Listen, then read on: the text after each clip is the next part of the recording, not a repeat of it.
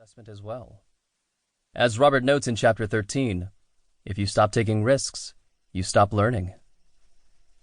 Business development can be incredibly rewarding and challenging.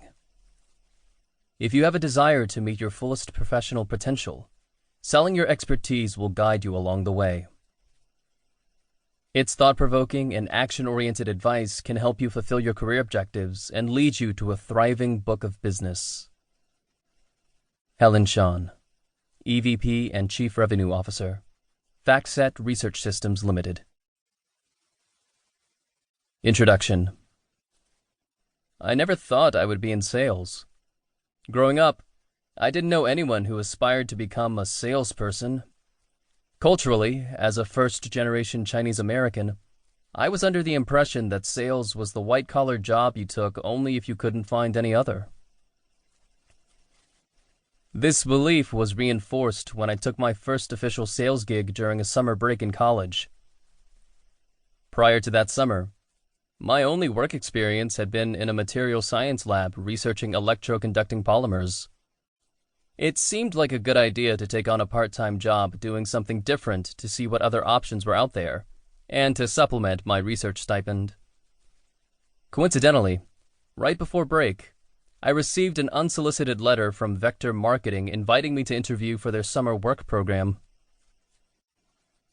The letter mentioned the company had been established in 1981, and they were expanding. Then I read the magic words, base salary, $17 per hour. At the time, minimum wage was just $5.15. I'd never heard of Vector Marketing, and it wasn't clear what the job was all about, but I decided to show up for my interview anyway. After a long wait in the lobby with several other candidates, and a rather unexceptional interview, I was offered the position on the spot. I envisioned on-the-job learning, market research, and working on a team. So I was surprised when I finally learned what the job actually entailed, selling Cutco kitchen knives. Feeling somewhat tricked, but also intrigued by the high compensation, I decided to give it a go. I accepted the offer, received my sample knife set, and attended training. I learned the standard sales pitch, which included showcasing the most popular knives and cutting a penny into a swan using Cutco's powerful scissors. After training, I was sent on a sales ride-along with a more seasoned Cutco rep. He made the role look easy. He sold a knife set at 2 of the 3 appointments we went to. Then I was tasked to go off on my own. I failed miserably.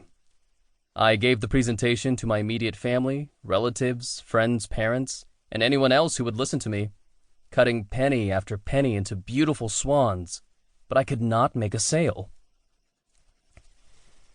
I might have been better off trying to sell those swans for a nickel. Finally, my uncle took pity on me and bought a set of knives, but he sheepishly called me to return them later that day once my aunt heard about it. Throughout this process, I felt uncomfortable pushing for the sale or even asking for referrals. I blamed my poor performance on the high cost of those knives, and I griped that Chinese immigrant families do not use 7 different kitchen knives. We only use cleavers. All I salvaged from the job was my sample knife set, which still sits on my parents' kitchen counter. However, I keep the swan cutting scissors on the desk in my office as a reminder that quality products do not sell themselves. They also happen to come in handy for opening those annoying hard plastic packages. This entire experience validated what I already knew. Sales was not for me. Later in my career, after I'd realized this was entirely untrue, I began to recognize this same distaste for sales from many of my professional services clients. I've heard a junior principal at a top management consulting firm say, "I'm not a sales guy. I know my strengths, and I'm focusing on what I do best." Ultimately, he moved into a non-client-facing role, which felt more comfortable to him, but ended up limiting his advancement within his firm. An investment banker at a top-tier firm once told me he was leaving to go where his skills were appreciated, but only after he wasn't nominated for managing director because of his limited success in sourcing business. And then there was the senior manager at a Big Four accounting firm who said, "They deferred me for partnership this year."